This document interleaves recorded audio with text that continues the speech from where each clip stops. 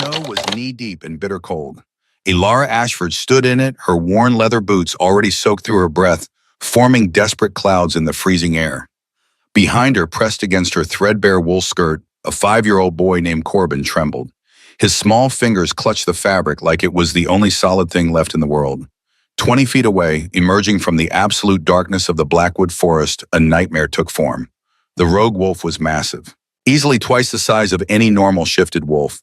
Its fur hung in matted, blood-crusted clumps. Patches of gray, diseased skin showed through where the hair had rotted away entirely.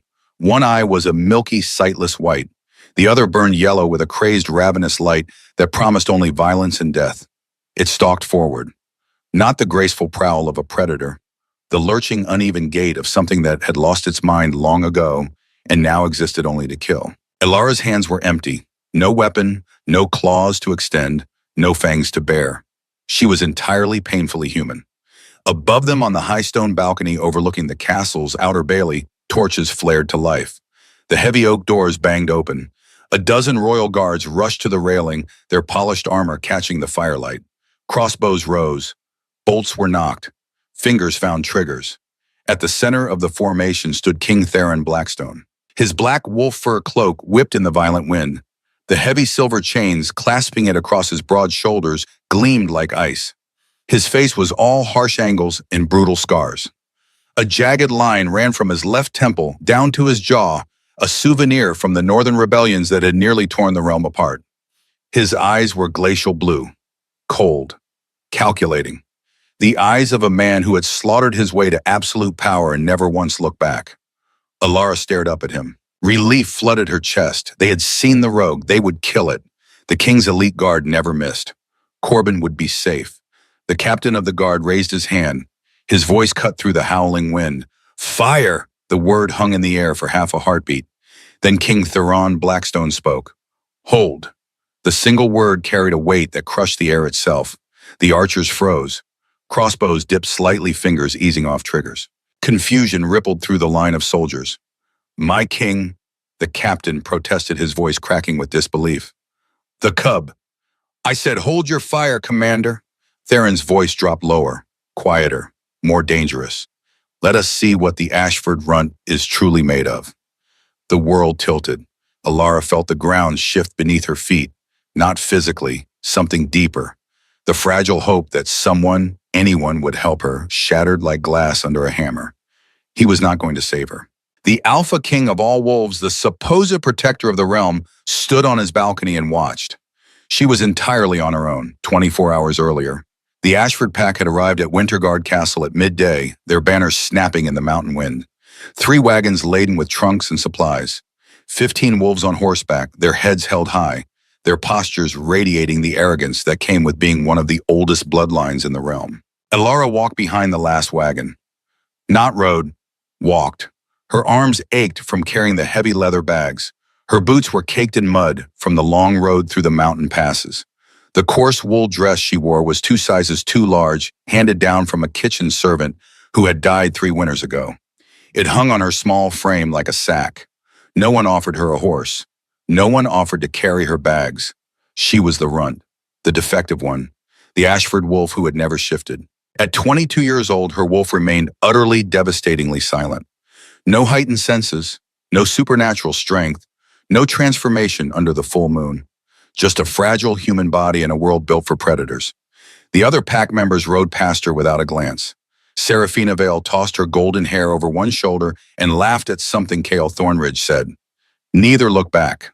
Elara kept her head down and followed. Winterguard loomed ahead. A massive fortress of gray stone perched on the side of a mountain, its towers clawing at the sky. Banners from 100 different packs hung from the battlements. The Blood Moon Summit brought them all here. Alphas and their entourages gathering to negotiate alliances, broker marriages, settle territorial disputes. It was the most important political event in the realm, a tradition that stretched back centuries. For Elara, it was just another stage for her daily torment. She dragged the bags through the massive iron gates. The courtyard was chaos, servants rushing everywhere, horses stamping and snorting, alphas shouting orders. The air smelled of leather and sweat and the faint, ever-present musk of wolves. Move it, runt! Cale's boot caught her ankle as he dismounted. Not hard enough to trip her, just enough to make her stumble. The heavy bag slipped from her shoulder and hit the cobblestones with a dull thud. Laughter rippled through the nearby Ashford wolves. Alara said nothing. She knelt, gathered the bag, kept her eyes down. Fighting back only made it worse. She had learned that lesson at 12 years old. The memory surfaced unbidden. A circular stone chamber deep beneath the Ashford estate, torches casting flickering shadows on the walls. 50 wolves gathered in a ring, their eyes reflecting the firelight like stars. Alara stood in the center, 12 years old, small for her age, hopeful in a way that made her chest ache even now. The shift ceremony was supposed to be the most important night of a wolf's life, the moment when the human and the beast became one, when the bloodline awakened. Lord Halvard Ashford stood at the edge of the circle, her pack's alpha, broad-shouldered and silver-haired, with a voice that could command a battlefield. His eyes were hard, expectant. The elder began the ritual chant, ancient words in a language older than the realm itself. The other young wolves around the circle began to shift. Bones cracked, fur sprouted, yelps of pain mixed with howls of triumph. Alara closed her eyes, reached inside herself for the spark, the connection, the wolf that was supposed to be waiting. Nothing. Silence. An emptiness so profound it felt like drowning. She opened her eyes. The other young wolves had completed their shifts. Beautiful, strong creatures. Their parents beamed with pride. Halvard stared at her. Disgust twisted his features. Useless, he said. The word echoed off the stone walls. A runt. An embarrassment to the Ashford name. That night, she stopped sleeping in the family wing. They moved her to the servants' quarters, gave her a straw mattress and a bucket for washing. She had been there ever since. The Great Hall of Winterguard was a cathedral of rough-hewn stone and ancient timber. Massive wooden beams crisscrossed overhead, supporting a ceiling lost in shadow. Tapestries depicting wolf deities and legendary battles hung from iron hooks. The floor was polished stone, worn smooth by centuries of boots and claws. Tonight it was packed. 100 wolves from a dozen different packs filled the space. Long tables groaned under platters of roasted boar venison and whole pheasants still steaming. Casks of dark ale and honey mead lined the walls. The air was thick with heat and noise and the overwhelming scent of too many predators in one place. Alara moved through the chaos like a ghost. She carried a massive wooden tray loaded with pewter tankards. The ale sloshed dangerously close to the rim with each step. Her shoulders screamed. Her hands were blistered from a week of forced labor preparing for the summit. She had learned to be invisible, to move through crowds without drawing attention, to serve and disappear before anyone noticed her. Tonight, invisibility failed her. Her boot caught on an uneven stone. Not her fault. The floor was ancient and treacherous in places. But fault did not matter. The tray tipped. Ale splashed across the hem of her dress and onto the boots of a wolf standing nearby. Serafina Vale turned, slowly. Her golden hair caught the firelight, making her look like something out of a legend. Beautiful. Cruel. Her lips curved into a smile that promised pain. Watch your step, little human. The hall did not go silent, but a pocket of quiet spread around them. Wolves turned to watch. Some grinned. Others looked away, unwilling to be associated with what was about to happen. Alara opened her mouth to apologize. Serafina's boot hooked her ankle. This time the trip was not subtle. Alara pitched forward. The tray flew from her hands. 20 tankards of ale crashed to the stone floor in an explosion of sound. The thick, dark liquid spread in a pool around her knees. Laughter erupted. Still playing the servant Alara, Serafina's voice carried over the noise. Sweet. Mocking, designed to humiliate. I suppose it is the only way you can make yourself useful. Since you cannot hunt, you might as well clean up after those who do. Cale Thornridge appeared beside her. He nudged one of the fallen tankards with the toe of his boot, sending it spinning across the wet stone. How does it feel, runt, knowing you will never be anything more than this? Alara kept her head bowed. Her damp hair fell forward, hiding the hot tears that pricked at her eyes. She scrambled to gather the tankards. Her hands were shaking, rough and blistered and utterly human. She did not respond. Words were weapons she could not afford to use. The laughter continued. Wolves she did not know joined in sensing easy prey. Then the laughter stopped. It did not fade. It cut off, as if someone had severed the sound itself. The temperature in the great hall dropped. Not physically, something deeper. A pressure descended on the room, crushing and absolute. The kind of dominance that made even the strongest alphas lower their gazes and bare their throats without thinking. King Theron Blackstone had entered. Alara did not look up. She could not. The weight of his presence was too much. It pressed down on her shoulders, making it hard to breathe. But she felt him. Every wolf in the hall felt him. He moved through the silence like a blade through water. His footsteps were measured, unhurried. The black wolf fur cloak dragged across the stone behind him, the heavy silver chains clinking softly with each step. His royal guard followed. 10 warriors in polished chainmail in dark leather, their hands resting on the hilts of swords that had tasted blood in 100 battles. Alara's fingers closed around a dented tankard. She was still kneeling in the pool of ale, still gathering the mess, still invisible. Or so she thought. The footsteps stopped. She felt his gaze on her like a physical touch. Heavy, searching. It crawled across her skin, raising goosebumps. Against every instinct, screaming at her to stay down to remain unseen. Alara looked up. King Theron Blackstone stood 10 feet away. He was a vision of medieval brutality. Taller than any man she had ever seen, his shoulders broad enough to block out the firelight behind him. The scar that ran from temple to jaw was pale against his tanned skin, a jagged reminder of violence survived. His hair was dark, almost black, cut short in a military style. But it was his eyes that stole her breath. Cold as a winter sky, utterly, devastatingly unreadable. Their gazes locked. For a fraction of a second, something passed between them. A jolt. A tightening in her chest that felt like recognition, though she had never seen him before in her life. Her wolf should have stirred, should have recognized something. But her wolf was silent, as always. Alara expected pity, or perhaps disgust. She had seen both often enough in the eyes of powerful wolves. She got neither. Theron's expression remained a mask of cold stone. No emotion, no acknowledgement. He looked at her the way one might look at a piece of furniture. Present but irrelevant. Then he turned his head, broke the connection, walked past her without a word. The pressure lifted as he took his seat at the high table. Conversation resumed quieter, now more cautious. Wolves returned to their meals, though their eyes kept flicking to the king. Alara remained on her knees, alone. The message was brutally clear. In Winterguard, the weak were left to fend for themselves. She swallowed the bitter lump in her throat, finished gathering the tankards, carried the tray of ruined ale toward the servants' entrance, her dress soaked and heavy, her face burning with shame. Behind her, Seraphina's laughter rang out again, quieter this time, more private, shared with Kael like a secret. Alara pushed through the heavy oak door and stumbled into the corridor beyond. The oppressive heat of the great hall gave way immediately to the brutal biting cold of the mountain night. The temperature had dropped at least 20 degrees. Her breath misted in front of her face. She leaned against the stone wall and closed her eyes.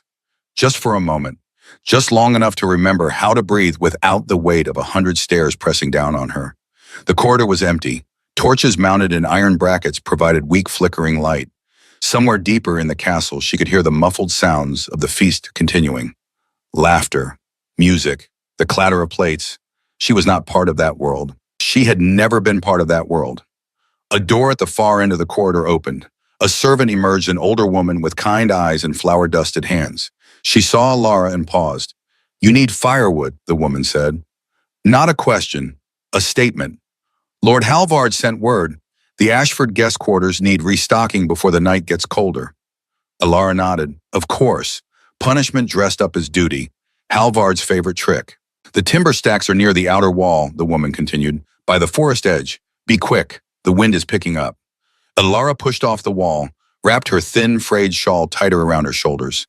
It did almost nothing against the cold, but it was all she had. The walk through the castle took 10 minutes. Down 3 flights of stone stairs.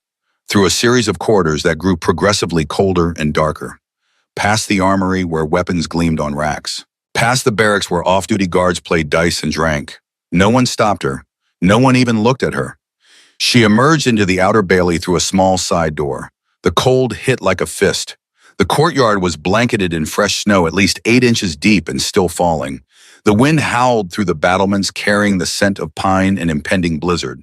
Iron braziers mounted on the walls provided islands of orange light, but between them the darkness was absolute. Alara trudged forward. Each step sank into the snow up to her knees.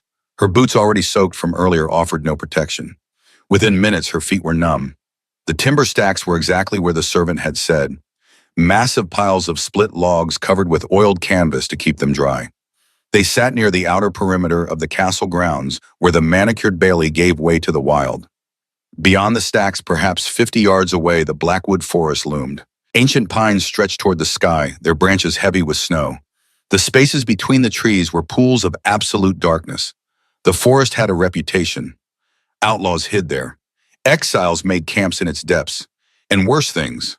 Rogues, wolves who had lost their humanity, driven mad by isolation, violence, or some internal breaking. They became monsters, feral, mindless, killers, but the perimeter was warded, heavily guarded by Theron's elite soldiers, or so everyone said. Alara approached the timber stack and began loading her arms with logs. The wood was frozen solid, biting her already blistered hands. She gritted her teeth and kept working. 3 logs, 4, 5. A sound stopped her, faint, muffled by the wind and snow, a whimper. Alara froze. Every instinct told her to ignore it, to finish loading the firewood and get back inside where it was warm and safe. But the sound came again. A child. She dropped the logs, squinted into the gloom near the edge of the tree line. There, a small figure wrapped in a rich velvet cloak far too large for their body, wandering dangerously close to the forest. Stumbling through the snow, it was a boy, maybe 5 years old. His face was red from cold and tears. He was chasing something. A small carved wooden horse that had tumbled down the snowy embankment toward the dark trees. "Corbin!" Alara called out, keeping her voice low so as not to startle him. She had seen him earlier clinging to his father's hand, Lord Alaric Grayson, one of the Southern Alphas, visiting for the summit. The boy turned, his bottom lip trembled. "My horsey," he sniffled, pointing into the dense thicket. I dropped it. "I will get it," Alara said, her heart pounding. She hurried through the knee-deep snow, reaching him in seconds. "But we need to go back inside. Right now, it is too cold out here." She pulled him behind her skirt instinctively, putting herself between the child and the forest. Before she could take another step, the wind shifted. The smell hit her like a physical blow. Rotting meat, wet copper, feral sickness. The stench of something that had been dead inside for a very long time. From the absolute darkness between the trees, a nightmare emerged. It did not walk like a wolf. It stalked like a broken thing. Limbs moving at wrong angles, head lowered, drool freezing as it dripped from yellowed fangs. The rogue was massive, far larger than any normal shifted wolf. Its fur was matted with dried blood and filth, missing in huge patches to reveal gray-scarred skin beneath. One eye was a milky blind white, the other burned with a crazed yellow light. It saw them, its lips peeled back. The growl that rumbled from its chest was a sound that did not belong in the natural world. Corbin let out a piercing, terrified shriek. "Guards!" Alara screamed. Her voice tore through the freezing night, raw and desperate. "Rogue guards, help!" She shoved Corbin hard behind a nearby stone pillar. The boy stumbled but caught himself, pressing his back against the cold stone. Alara had no weapons, no claws, no fangs. She stood between the monster and the child in a woolen dress and leather boots. Above them, on the high balcony overlooking the bailey, the heavy oak doors banged open. Porches flared. Armored guards rushed to the railing, their boots pounding on stone. Crossbows were raised, bolts knocked. At the center stood King Theron, Blackstone, his black cloak whipping in the violent wind. Relief flooded Alara's chest. A sob caught in her throat. They saw them. They would kill it. The king's guard never missed. "Fire!" Commander Draven shouted, raising his hand. "Hold!" The word cut through the wind like a steel blade. Every head turned toward Theron. The archers lowered their weapons slightly, confusion rippling through their ranks. "My king," Draven protested, his voice cracking. "The cub." "I said, hold your fire, Commander." Theron's voice was dangerously quiet, utterly calm. "Let us see what the Ashford runt is truly made of." Alara stared up at the balcony. Disbelief crashed over her in a wave so powerful it stole her breath. He was not going to help. The Alpha King stood at the edge of the parapet, his hands resting casually on the stone. That ice-cold stare locked directly on her. He was watching, studying, testing. A wave of pure, unadulterated terror washed over Alara. It was instantly replaced by a searing, explosive rage. He was using a child's life to test her. He was leaving her to die. The rogue did not care about the politics on the balcony. It let out a guttural, bone-rattling roar and charged. Its massive paws tore up chunks of frozen earth and snow. The sound of its approach was thunder. Ilara had no time to panic. Survival instinct, raw and purely human, kicked in. She lunged to the side, grabbing the heavy iron-headed wood-cutting axe that had been left near the timber stack. The handle was freezing rough-wood, but she gripped it with both hands. The rogue leaped. The beast collided with her mid-swing. The sheer force of the impact threw her backward into the snow. The axe flew from her hands, spinning end over end before disappearing into a snowdrift. The rogue was on top of her in an instant. Its jaws snapped inches from her face. The putrid breath choked her. Strings of drool splashed across her cheek, freezing almost instantly. Ilara screamed. She brought her forearms up, shoving them against the monster's throat to keep its fangs from tearing out her jugular. Its claws raked down her shoulder. Pain exploded through her arm, white-hot and overwhelming. The thick wool of her dress tore like paper. The claws sank deep into her flesh, carving furrows that immediately welled with blood. The crimson soaked her sleeves, steaming in the freezing air. "Ilara!" Corbin cried out from behind the pillar. "Stay back!" she shrieked at the boy. The rogue's jaws snapped closer. Its drool splashed onto her face. She was losing leverage. Her human strength was nothing compared to the monstrous weight crushing her ribs. Her hands scrabbled desperately in the snow. Touched something solid. One of the thick, jagged logs she had dropped earlier.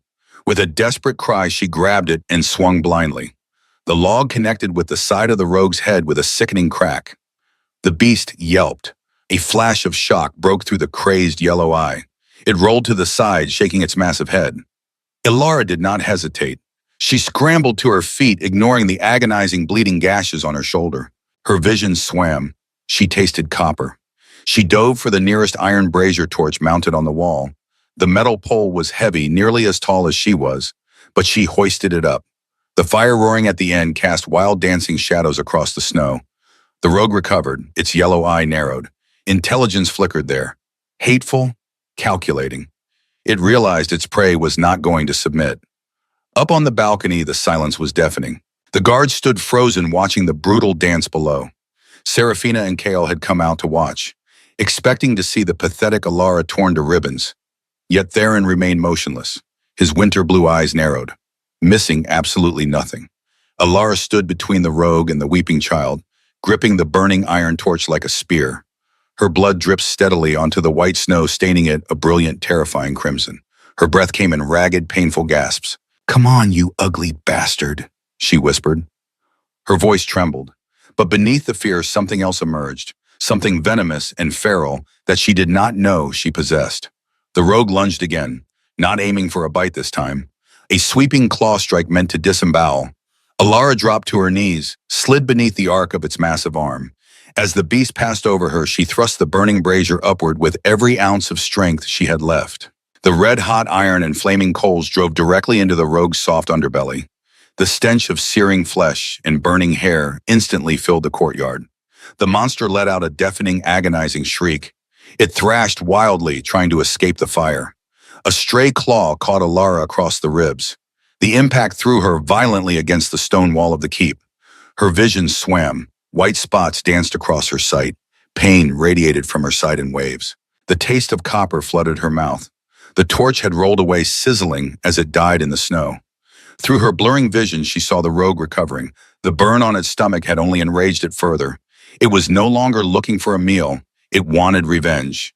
It slowly stalked toward her, fangs bared, preparing for the final lethal strike. Ilara slumped against the icy stone. She had nothing left. No weapons, no strength. Her shoulder was a mess of torn flesh. Her ribs screamed with every breath. She looked up at the balcony one last time. Theron was still there, a dark, imposing statue against the night sky. His expression had not changed. A strange, profound calm suddenly washed over Ilara. "I will not die a coward," she thought. "I will not give him the satisfaction." The monstrous rogue leaped into the air, jaws wide to tear her apart. Ilara closed her eyes, braced for death. But deep within her chest, in the darkest, most forgotten corner of her soul, something ancient and terrible finally snapped awake. The rogue was suspended in the air, a mass of rotting muscle and lethal fangs descending toward Ilara's throat. Time fractured, slowed to an excruciating crawl. The agonizing pain in her ribs, the searing tear in her shoulder, the biting cold of the snow, All of it faded into white noise. In that infinite, decimally small pocket of time, between life and certain death, the dormant spark within Alara ignited into a raging inferno. It did not feel like the graceful, natural shifting process the other wolves described. It felt like a tectonic rupture. A sound like shattering glass echoed inside her skull, followed by a surge of pure, unadulterated power that tasted like lightning in ancient copper. It was not just a wolf waking up. It was a primordial entity breaking out of a 22-year prison. A shockwave of sheer force blasted outward from Alara's fragile human body. The rogue mid-pounce hit the invisible wall of energy and was hurled backward.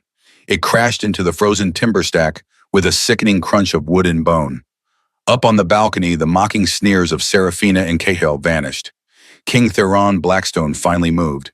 He gripped the stone parapet, leaned forward.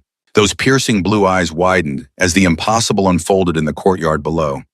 A blinding, ethereal silver light engulfed Alara. Her human screams twisted, dropped an octave, morphed into a terrifying, guttural roar that shook the very foundations of Winterguard Castle. Her bones snapped and elongated with sickening cracks that echoed through the bailey. But there was no pain, only an overwhelming, intoxicating rush of dominance. When the light snapped out of existence, Alara was gone. Standing between the weeping Corbin and the recovering rogue was a monster of a completely different breed. She was not a standard pack wolf. She was massive, easily standing a foot taller at the shoulder than Theron's largest elite guards. Her fur was a dazzling, unnatural shade of pure, iridescent silver. It seemed to catch and magnify the moonlight, making her glow like a creature out of legend. But it was her eyes that paralyzed the onlookers. Pools of liquid glowing amethyst, burning with an ancient royal fury. "Goddess above," whispered Lord Halvard Ashford. He had stepped out onto the balcony, his face drained of all color. His hands gripped the railing so hard his knuckles went white. "A Sterling," he breathed. "It is impossible." The bloodline was eradicated. Down in the snow, the Sterling Lycan did not care about pack politics or ancient law. Her violet gaze locked onto the rogue.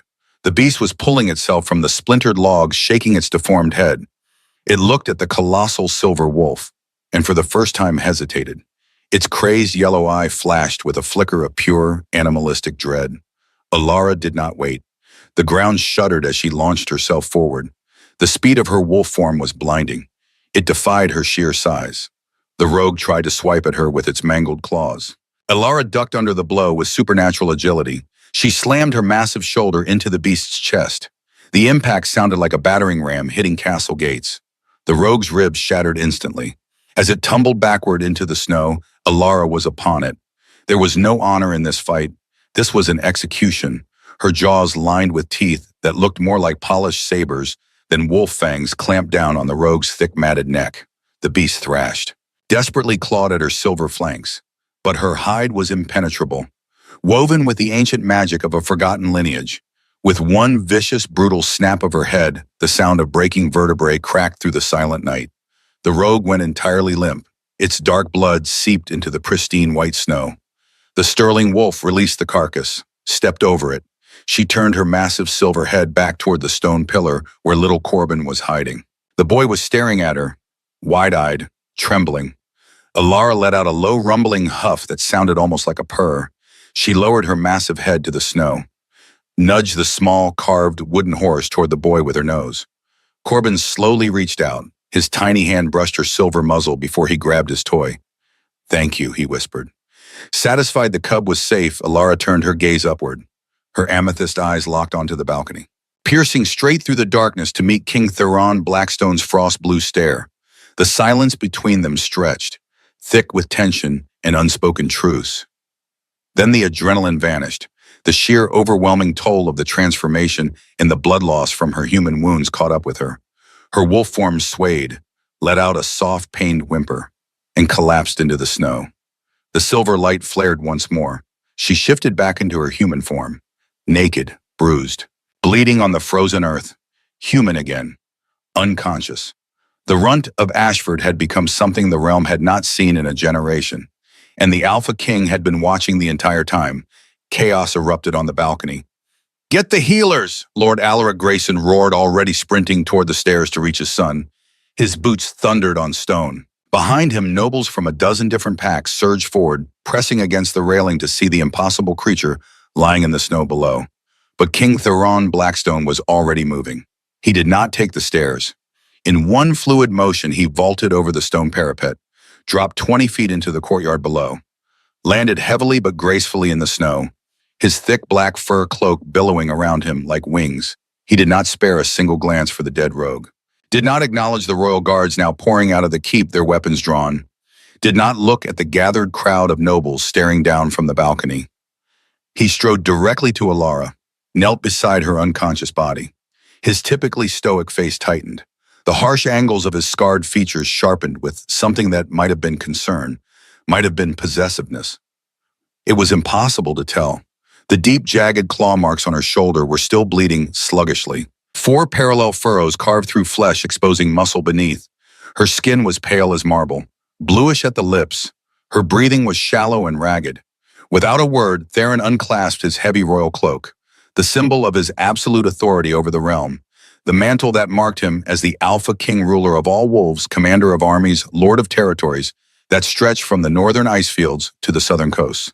He wrapped it gently around her shivering, broken form, gathered her into his arms, lifted her against his chest as if she weighed nothing at all. Her head lolled against his shoulder. Blood from her wounds soaked into his tunic, staining the dark fabric, or darker still. "Put her down, Theron." The voice cut through the courtyard like a whip crack. Lord Halvard Ashford marched through the gates, flanked by his enforcers. Seraphina Vale and Cale Thornridge fell into step behind him, their expressions carefully neutral, but their eyes gleaming with calculation. Halvard's face was flushed, not from the cold, from barely suppressed panic masquerading as authority. He puffed out his chest, projected a dominance he did not truly feel. Not here, not standing before the Alpha King with the evidence of his failures bleeding out in Theron's arms. "She is of the Ashford pack," Halvard demanded, his voice booming across the snow-covered marshland. "She is my subject. You will hand her over to my healers immediately." He took a step forward, then another, building momentum, building the performance. If she is truly a sterling Lycan, her place is with her pack, with those who raised her. We will see to her care. We will. Theron stopped walking.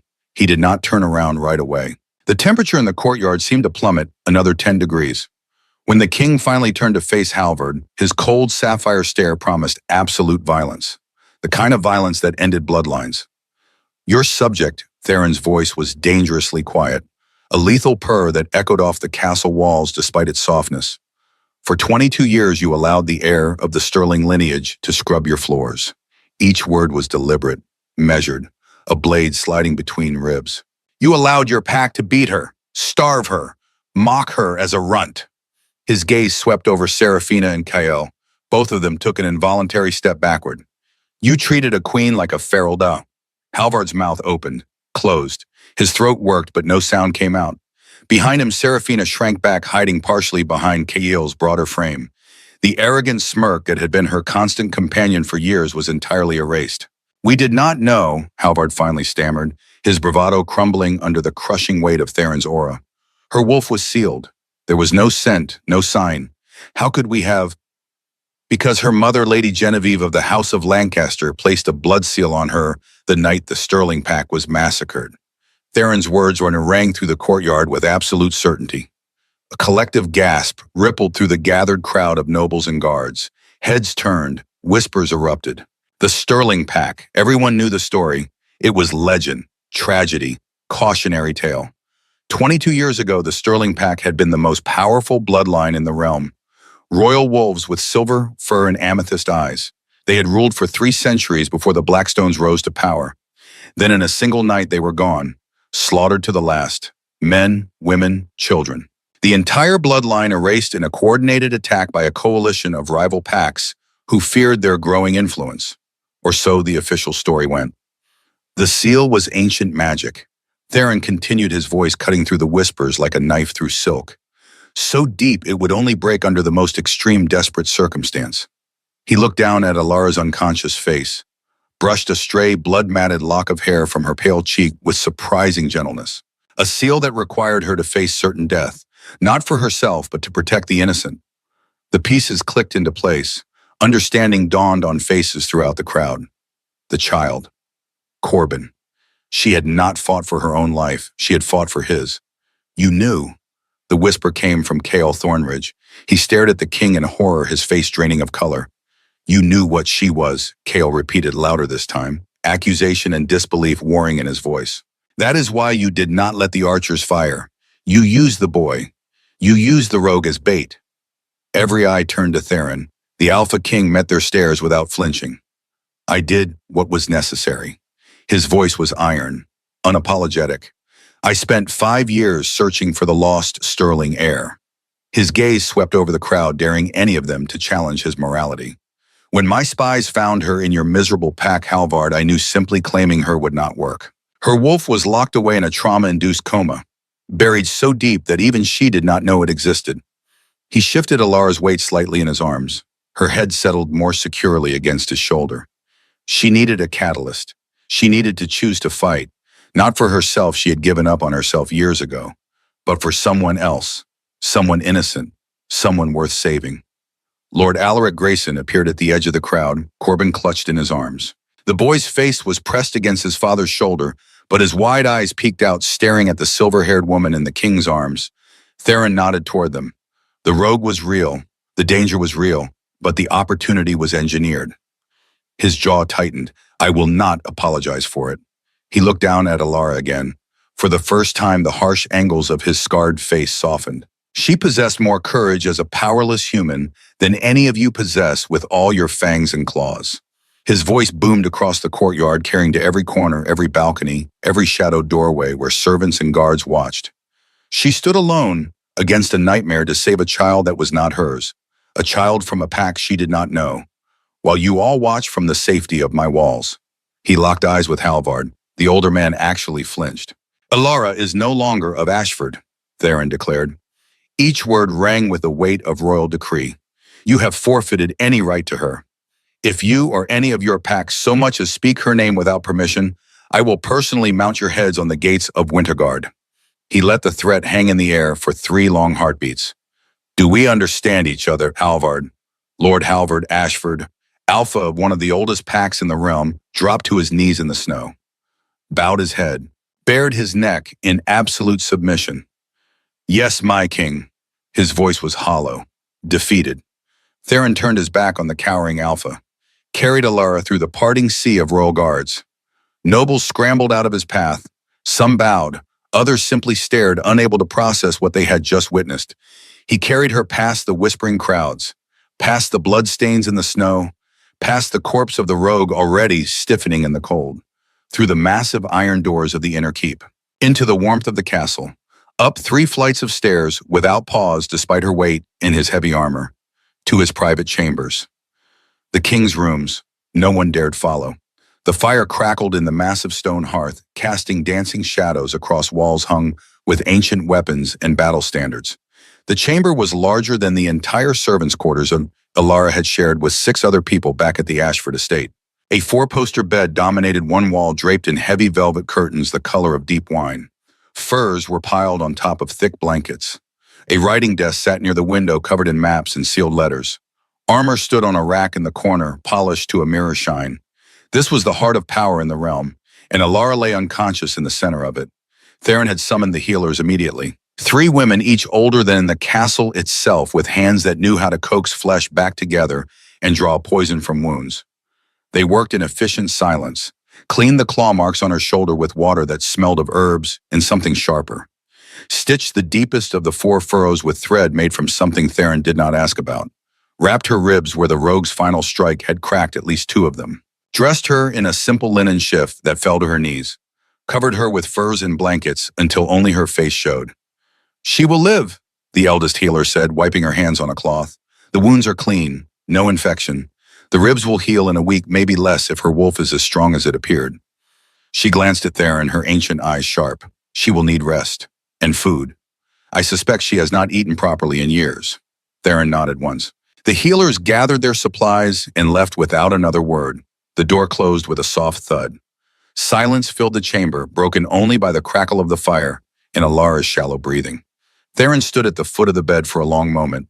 Then he moved to the high-backed leather chair positioned beside it, sat down, removed his armor piece by piece, Bracers first, then the chest plate, the pauldrons, until he wore only a simple dark tunic and trousers.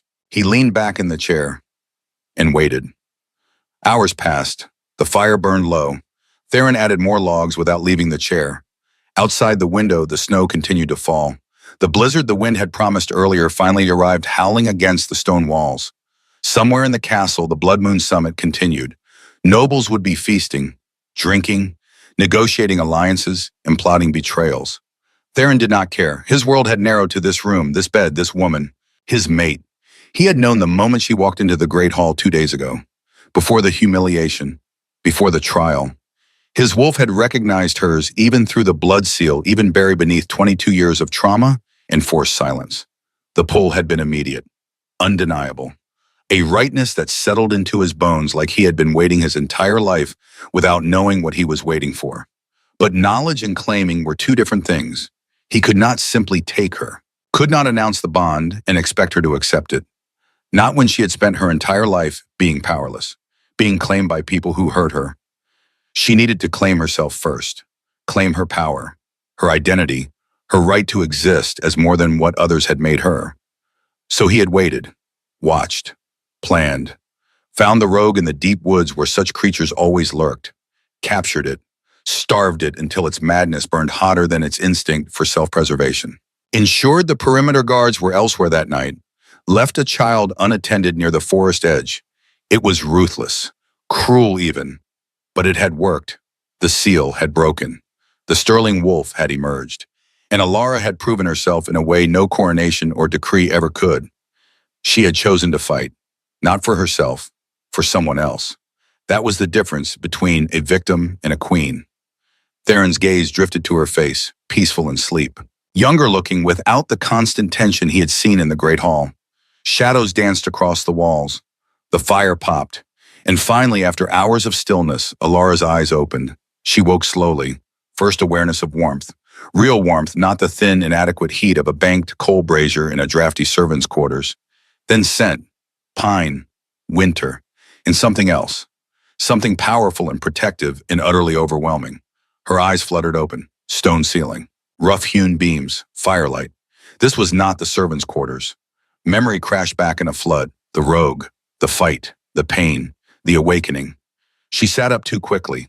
A sharp gasp escaped her lips as her ribs protested. Her hand flew to her side, found thick bandages wrapped around her torso beneath the linen shift. "You are awake," the voice came from her right. Alara's head snapped toward the sound. The king who had left her to die sat in a leather chair beside the bed. He had removed his armor, looked almost human in the simple tunic, though the muscle beneath the fabric and the scar across his face reminded her exactly what he was. A predator, an alpha, a king who had slaughtered his way to power. The memory of standing in the snow, watching him order his guards to hold their fire, hit her like a physical blow. Rage ignited in her chest, hot and vicious and completely unexpected. "You left me to die," she whispered. Her voice was raw, damaged from screaming. Theron leaned forward, rested his elbows on his knees, met her gaze without flinching. "I left you to live." The quiet certainty in his voice only stoked her anger higher. "You used a child as bait," Alara said, her hands fisting in the furs. "You stood on that balcony and watched a monster try to tear me apart. I gave you the only chance you would ever have to be free." His voice cut through her rising fury like a blade.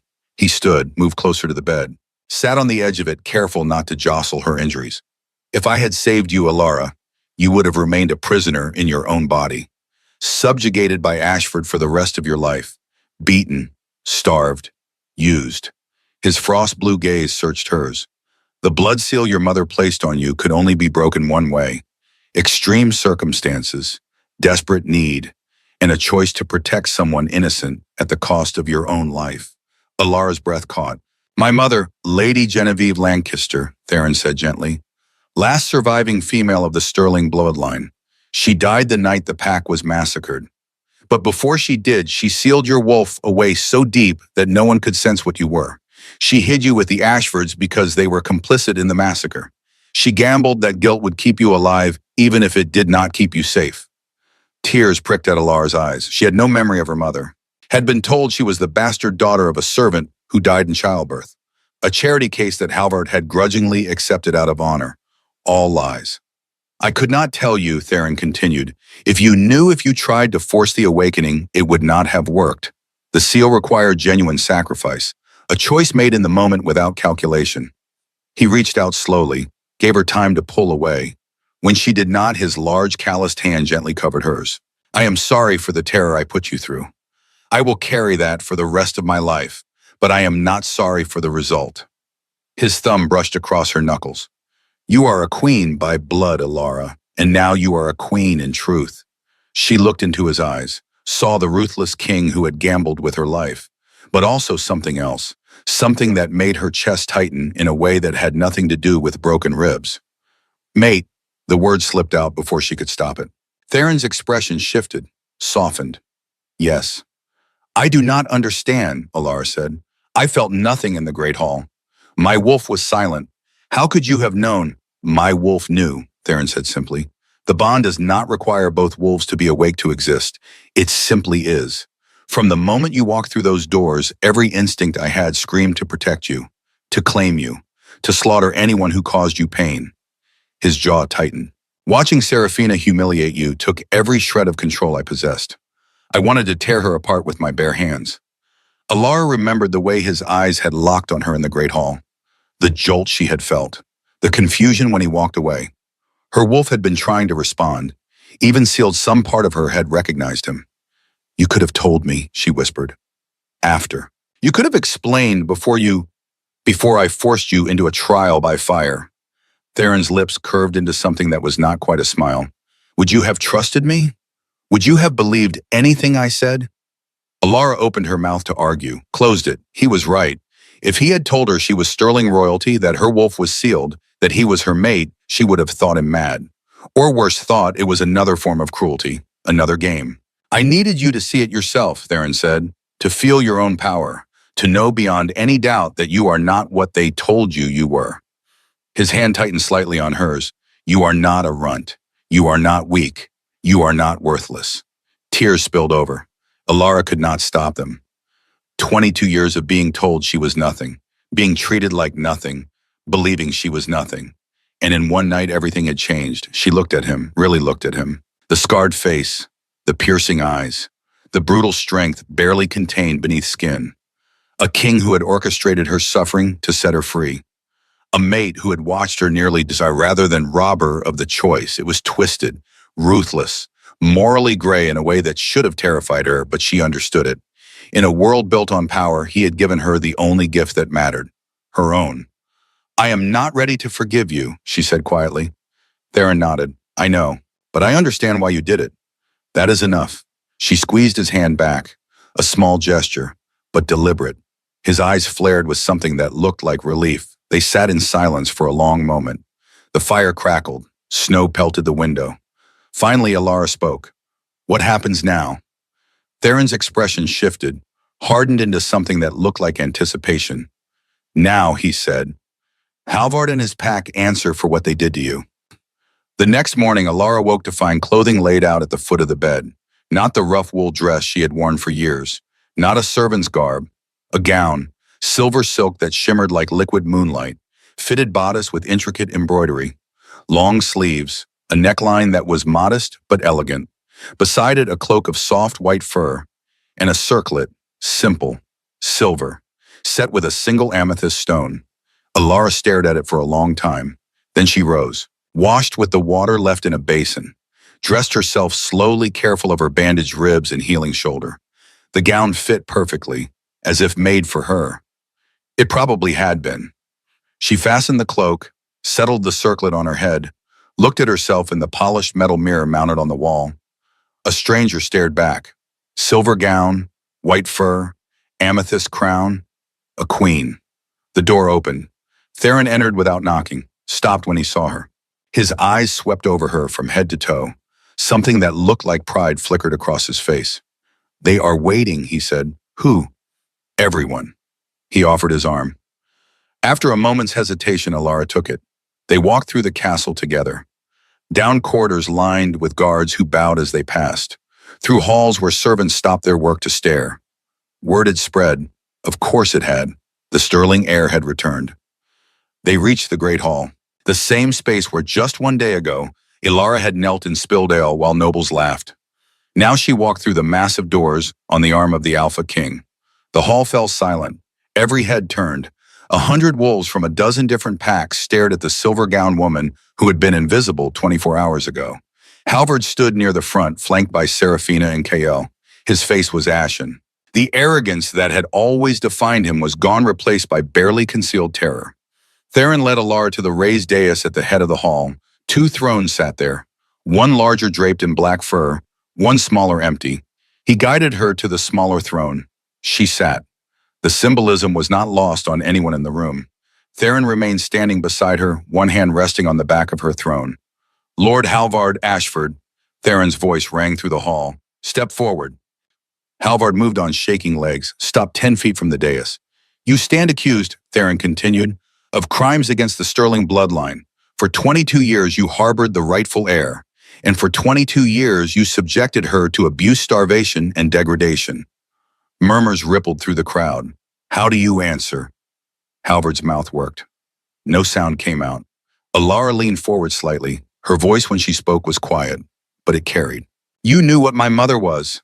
Halvard flinched. "You knew," Ilara repeated louder now. "The king's spies confirmed it. You were paid to keep silent, paid in lands and titles after the massacre." Gasps erupted throughout the hall. Halvard's face crumpled. "I did not know you were hers, not at first, not until I was 12, Ilara finished. "Your beta told you. The scent markers finally showed, and you chose silence." She stood, slowly. Her ribs protested, but she ignored them. Walked down the steps of the dais, stopped directly in front of Halvard. "You stole 22 years of my life." Her voice was steel. "But you also gave me something. You taught me how to serve it, how to endure, how to protect what matters even when I have nothing." She held his gaze. "I could execute you. It would be just, legal, satisfying." Halvard's knees buckled. He started to drop. "But I will not." He froze halfway to the ground. "You will be stripped of your title. Your lands will be seized and redistributed to the servants you abused.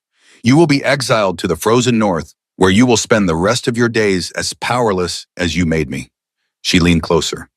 "You will live, Halvard, but you will live knowing that the runt showed you mercy you never showed her." She turned her back on him, walked back to the throne, sat. "Take him away." Guards moved forward, hauled Halvard to his feet, dragged him toward the doors. His broken sob echoed through the hall. Ilara felt nothing. "Serafina Vale," Theron called. "Kael Thornridge, step forward." The 2 enforcers approached slowly. Serafina's golden beauty looked washed out in the harsh morning light. Kael's arrogance had been replaced by something that looked like fear. "You stand accused of assault, psychological torture, attempted murder during training exercises." Ilara looked at them, remembered every beating, every cruel word, every humiliation. "Exile," she said simply, "to the same territory as Halvard. You will serve him there, a fitting punishment, watching your fallen alpha reduced to nothing while you are reduced alongside him." Serafina's face twisted. "You were weak. You deserved." "Silence." Theron's voice cracked like thunder. Serafina's mouth snapped shut. Guards dragged them away. The hall remained silent. Ilara stood again, faced the assembled bulls. "I am Ilara of House Sterling, daughter of Genevieve Lancaster, heir to the bloodline that ruled these lands for 3 centuries. Her voice rang clear and strong. "I claim my birthright. I claim my throne, and I claim my place as queen of this realm." She glanced at Theron. He stepped forward, removed something from his belt. A circlet, larger than the one she wore, silver and black set with sapphires and amethysts intertwined. The Sterling Blackstone alliance, made real. He placed it on her head, replacing the simple circlet. Then he knelt. The Alpha King knelt before her. Every wolf in the hall immediately followed. 100 predators bent knee in submission to the Silver Queen. Ilara looked out over them. These wolves who had ignored her, mocked her, dismissed her. Now they knelt. Not because Theron ordered it, because she had earned it. In blood, in courage, in the choice to protect an innocent life at the cost of her own. "Rise," she said quietly. They rose as one. Theron stood, moved to his throne, sat beside her. Equal partners. The Blood Moon Summit continued, but everything had changed. The runt of Ashford was dead. The Silver Queen of Winterguard had arrived. and the realm would never be the same. The coronation took place 3 days later. 3 days for the realm to absorb the impossible. 3 days for ravens to fly to every corner of the territories carrying news that would be told and retold for generations. 3 days for Alara to learn what it meant to be something other than invisible. She spent those days in a strange, dreamlike state. Healers visited twice daily, changing her bandages and applying salves that smelled of pine and something medicinal. Her shoulder was healing faster than any human wound should. The 4 parallel furrows left by the rogue's claws were already scabbing over the flesh, knitting itself back together with supernatural speed. Her ribs no longer screamed with every breath. The bone was mending. By the second day, she could move without wincing. Her wolf was awake now, fully, completely awake. She could feel it beneath her skin, a presence that was both foreign and intimately familiar. Like finding a room in your house you had forgotten existed only to discover it had been there all along. The enhanced senses came first. Sounds that had been muffled before now had texture and depth. She could hear conversations 3 rooms away, could distinguish individual heartbeats in a crowded hall. The castle was never truly quiet, it hummed with life, and now she could hear every note. Scents layered themselves in complex patterns. She could smell the kitchen from her chambers, could identify what was cooking by scent alone, could track the passage of specific people through corridors by the unique signature each one left behind. Theron's scent was everywhere in his chambers, pine and winter and something that made her wolf purr with contentment deep in her chest. The mate bond, she felt it constantly now, a golden thread connecting her to him, thrumming with awareness whenever he was near. It did not control her, did not override her thoughts or desires, but it was there, steady, grounding. He gave her space, did not push, did not demand, but he was always nearby, working at his desk while she rested, bringing her meals personally rather than sending servants, answering her questions about Sterling history, about the massacre, about the political landscape she now had to navigate, teaching her in his quiet way how to be a queen. On the morning of the 3rd day, a knock came at the chamber door. Alara was standing by the window watching snow fall over the mountains. She had discovered she could partially shift now, just her eyes turning them amethyst without fully transforming. It sharpened her vision even further. She could see individual snowflakes, could track a hawk circling half a mile away. "Come in," she called. The door opened. A woman entered, older, perhaps 70, with silver hair braided in an intricate crown around her head. She wore robes of deep purple embroidered with symbols Alara did not recognize. Her eyes were sharp, knowing. "Lady Alara," the woman said, bowing slightly, "my name is Mira Silverthorn. I was elder historian to the Sterling Pack before the massacre. I have traveled a great distance to see you." Alara turned from the window. "You knew my mother." "I delivered you," Mira said simply. "I was there the night Genevieve placed the blood seal. I am the one who suggested hiding you with the Ashfords. They owed your mother a blood debt from a border dispute years prior. I gambled that debt would keep you alive." She moved further into the room, her gaze sweeping over Alara with something that looked like relief. "I have spent 22 years wondering if I made the right choice, wondering if you survived, if the seal would ever break." Her voice cracked slightly. "And then 3 nights ago I felt it. From 500 miles away, I felt the Sterling wolf awaken." Alara's throat tightened. "You came all this way." "You are the last of your line," Mira said. "The very last of Sterling. I would have crossed the realm on foot if necessary." She reached into her robes and withdrew something wrapped in cloth, unfolded it carefully. A pendant lay in her palm, silver shaped like a crescent moon cradling a star. An amethyst stone was set at the center, glowing faintly with inner light. "This belonged to your mother," Mira said, "and her mother before her. It has been passed down through the Sterling bloodline for 10 generations. It is yours now." Alara took it with trembling hands. The metal was warm. The amethyst pulsed gently against her palm, resonating with something deep inside her chest. Her wolf recognized it. "It will amplify your abilities," Mira explained. "Sharpen your senses. Strengthen your connection to your wolf. And it will warn you when danger is near. The stone glows brighter the closer the threat." Alara fastened it around her neck. The pendant settled against her breastbone, the weight of it both physical and symbolic. 10 generations. She was not alone. Not really. She carried them all with her. "Thank you," she whispered. Mira smiled. "There is one more thing you should know. Your coronation today is not merely ceremony. It is law." Once you are crowned, you will have full authority to make decrees, to change laws, to reshape the realm as you see fit. Her sharp eyes glinted. Use that power wisely, child. The realm is watching. The great hall had been transformed. Gone were the feasting tables. In their place, rows of benches filled with nobles from every pack in the realm.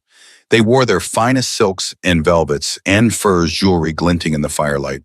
The air was thick with tension and anticipation. At the far end of the hall, the dais had been expanded. Two thrones now sat there raised on a platform of polished stone. Behind them, banners hung the Black Wolf of House Blackstone and the Silver Wolf of House Sterling, side by side. Equal. Alara stood in a small antechamber off the main hall, staring at her reflection in a full-length mirror. The gown she wore was a masterpiece. Silver silk that seemed to capture and hold light, embroidered with threads of white gold in patterns that resembled wolf fur. The bodice was fitted, the neckline modest but elegant. Long sleeves covered the healing scars on her shoulder. The skirt fell in soft folds to the floor, trailing slightly behind her. Her hair had been washed and brushed until it shone, then arranged in an intricate style that left it mostly loose but pulled back from her face with silver pins. The sterling pendant hung at her throat, the amethyst glowing softly. She looked like a queen. She still felt like a girl who had scrubbed floors 3 days ago. The door opened. Theron entered and the breath left her lungs. He wore a formal black tunic embroidered with silver wolf fur cloak fastened with chains. His hair was neatly trimmed for the ceremony, the scars somehow making him look more regal. And his eyes, those eyes fixed on her with an intensity that made her wolf stir. "You look like you were born to this," he said quietly. Alara shook her head. "I feel like an imposter." He crossed the room in 3 strides, stood close enough that she could feel the heat radiating from him. "You are the daughter of Genevieve Lancaster, the granddaughter of Aldrich Sterling, who ruled this realm for 40 years. You carry the bloodline of queens and conquerors." His hand came up gently, tilting her chin so she met his gaze. "You are no imposter, Alara. You are exactly where you belong." She searched his face, found only certainty. "Are you ready?" he asked. No, she thought. But she nodded anyway. He offered his arm. She took it. Together they walked into the great hall. The noise of conversation died the moment they appeared. Every head turned, every eye locked on the woman in the silver walking beside the Alpha King. Alara kept her spine straight, her chin lifted, her hand steady on Theron's arm. They walked down the center aisle between the rows of benches. Wolves rose as they passed, bowing slightly. Some faces showed genuine respect. Others showed fear. A few showed resentment, barely concealed. She ignored them all. At the front of the hall, Lord Alaric Grayson stood with young Corbin. The boy's face lit up when he saw her. He clutched a small bundle of winter roses, white and pale pink, somehow still fresh despite the season. As Alara and Theron reached the dais, Corbin broke away from his father, ran forward on small legs, stopped in front of Alara, and carefully, solemnly placed the flowers at her feet. "Thank you for saving me, Silver Lady," he said, his voice high and clear. Alara's heart clenched. She knelt, ignoring the slight protest from her ribs so she was at eye level with the boy. "Thank you for being brave," she said softly. "You did not cry. You listened when I told you to stay hidden. You were very, very brave." Corbin beamed. Then on impulse, he threw his small arms around her neck in a quick hug before running back to his father. The hall erupted in applause, not polite, restrained clapping, real applause. Genuine. The child she had saved honoring her publicly. The symbolism was perfect. Theron helped her rise. They ascended the steps of the dais together. Elder Mira stood at the center holding a cushion. On it rested a crown. Not the simple circlet Alara had worn before. This was a true crown. Silver wrought to resemble leaves and branches intertwining. Amethysts were set throughout, catching the light. At the front, a larger stone the size of a robin's egg glowed with the same inner light as her pendant. The sterling crown, lost in the massacre. Recovered by Theron's spies years ago and kept hidden, waiting for the rightful heir. The hall fell silent. Mira's voice rang out clear despite her age. "We gathered today to witness the restoration of an ancient bloodline, to crown the last daughter of Sterling, to bind together 2 houses in alliance and partnership." She looked at Alara. "Alara of House Sterling, do you swear to protect the realm, to defend those who cannot defend themselves, to rule with wisdom and mercy, but also with strength when strength is required?" Alara's voice was steady. "I swear it." "Do you swear to honor the bond between Sterling and Blackstone? To stand as equal partner to the Alpha King? To build a realm where power is shared, not hoarded. I swear it. Mira lifted the crown from the cushion, placed it gently on Alara's head. The weight of it settled like destiny. Then by the ancient laws of our people, by blood and bond and battle won, right, I name you Alara Sterling, Queen of the Northern Territories, protector of the realm, the Silver Wolf reborn. Theron stepped forward. He wore his own crown, black iron set with sapphires, the Blackstone crown that marked him as Alpha King. He took Alara's hand, raised it high. The queen is crowned, he shouted. The hall erupted. Every wolf rose to their feet, voices lifted in a howl that shook the rafters. Not words, not language. The ancient call of the pack acknowledging their leader. Alara felt her wolf rise in response. Her eyes shifted without her conscious thought, glowing amethyst bright, and she howled back. The sound that came from her throat was pure power. It resonated through the hall, through the castle, through the mountains themselves. A queen's howl. When silence finally fell, Theron guided her to her throne. She sat. He sat beside her.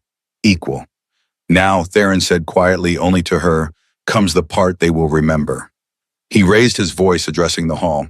Queen Alara has earned her crown through courage and sacrifice. She has proven herself worthy in blood and fire. And now she will speak her first decree as rightful ruler of this realm. All eyes turned to Alara. She stood slowly. Let the weight of the crown settle. Let the power of the moment build. When she spoke, her voice carried to every corner of the hall.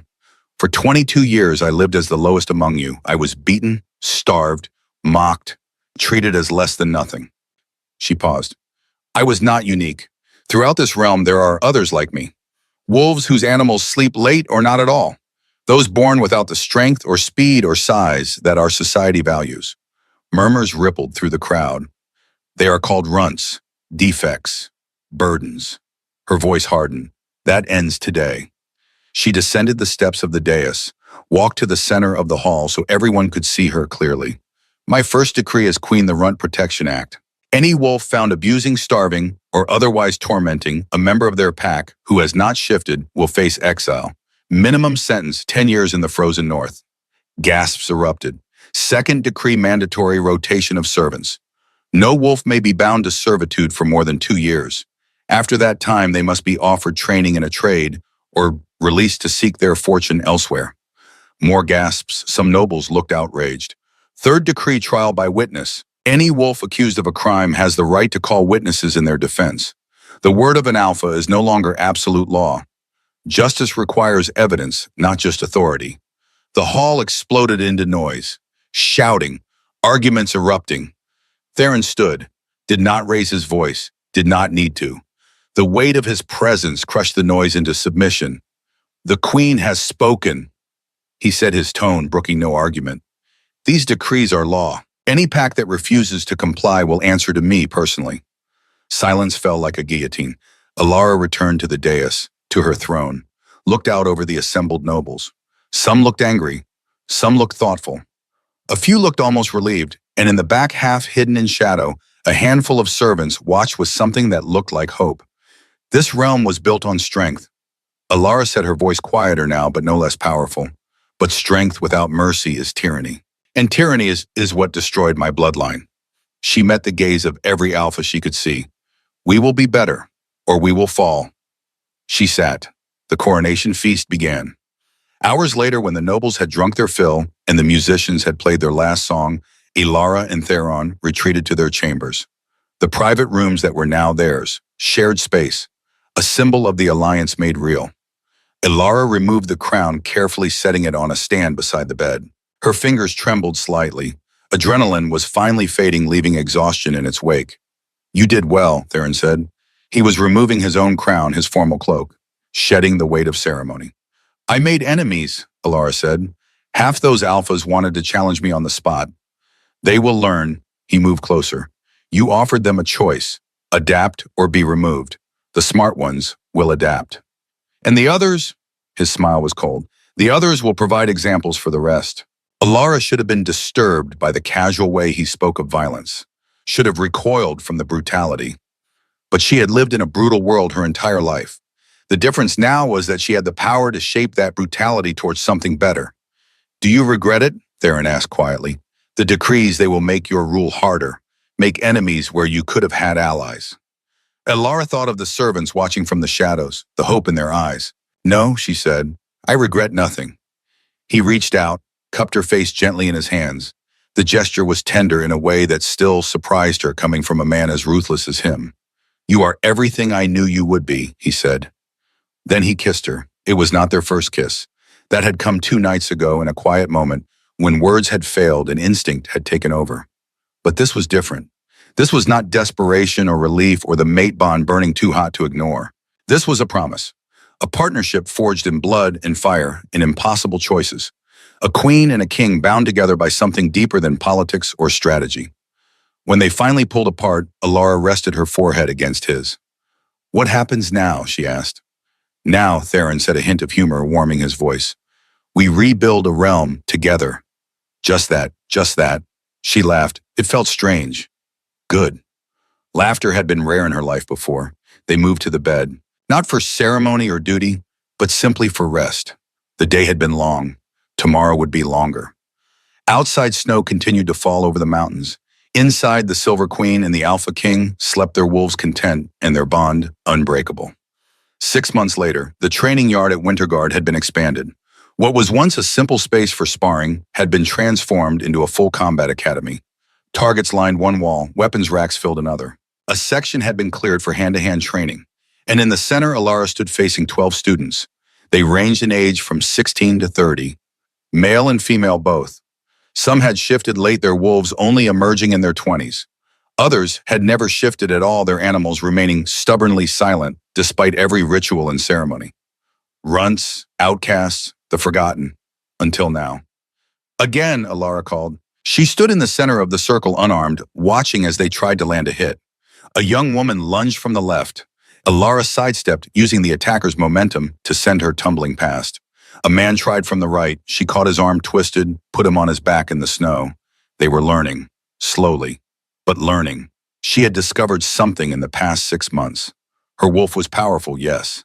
But her years as a human, years of being hunted, of surviving without claws or fangs, had taught her how to fight smart rather than strong. And she could teach that. Good, she said, helping the man to his feet. You are learning to read movement, but you are still telegraphing your intent. Your shoulders shift before you commit to the strike. Hide that, and you will land the hit. He nodded, breathing hard. A small voice called from the edge of the yard. Lady Elara. Can I train too? Corbin Grayson stood near the gate, clutching a wooden practice sword nearly as tall as he was. He was 6 now, growing fast. His father stood behind him, smiling.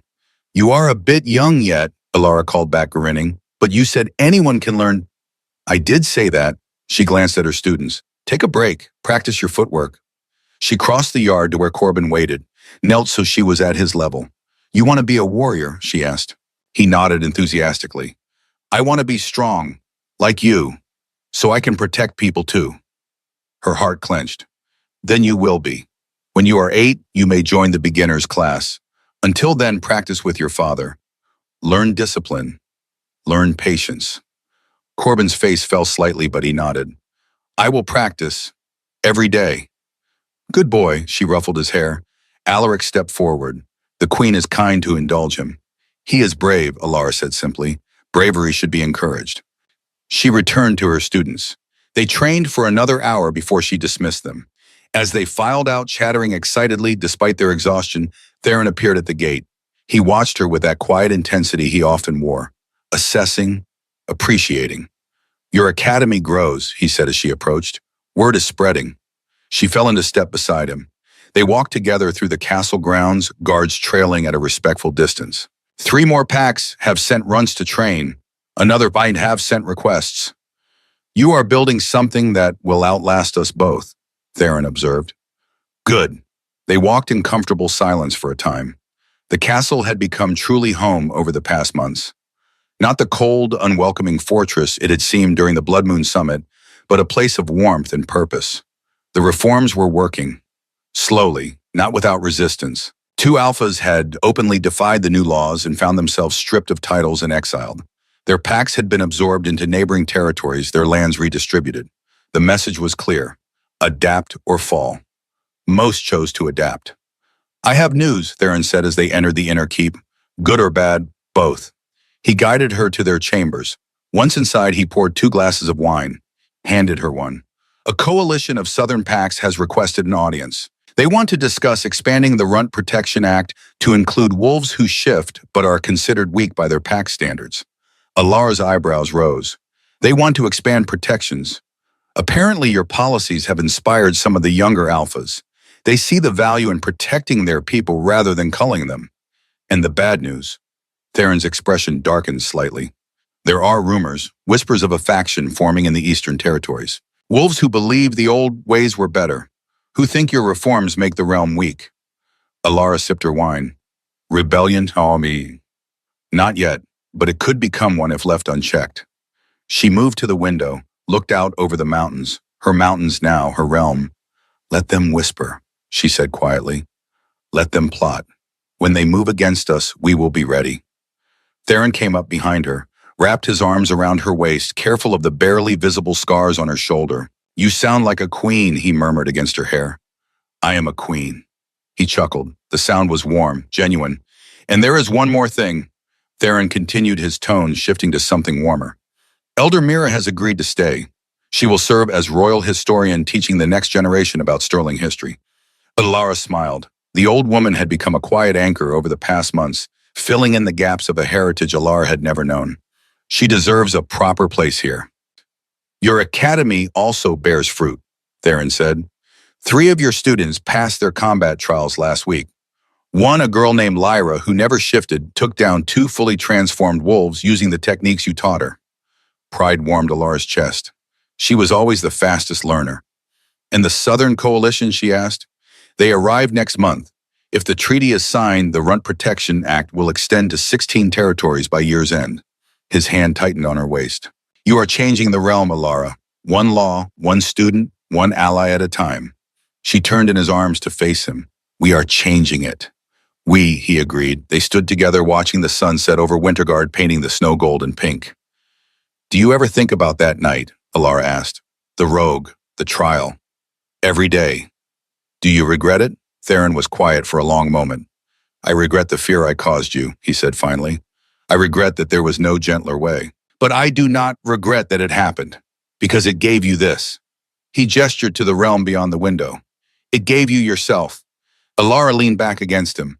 I used to dream of running away, living as a human in some small town where no one knew what I was supposed to be.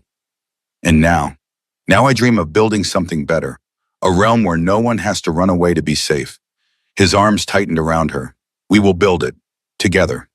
The sun sank below the mountains. Stars began to emerge in the darkening sky. Somewhere in the castle, the evening meal was being prepared. Nobles would gather, politics would be played, alliances would shift and reform like snow in the wind. But here in this moment, there was only peace. The Silver Queen and the Alpha King, 2 broken souls who had found each other in the worst possible way and had forged something unbreakable from the shattered pieces. Far below in the training yard, Alara's students began their evening drills. In the Great Hall, servants worked without fear, knowing the law now protected them. In the frozen North Halvard, Ashford chopped wood with hands that had never known labor, learning what powerlessness truly meant. And throughout the realm, in 100 different pax runts who had lived in shadows began to hope, because a queen who had been one of them now sat on the throne. And she had not forgotten where she came from. The runt of Ashford was dead, but the Silver Queen of Winterguard lived, and the realm would never be the same.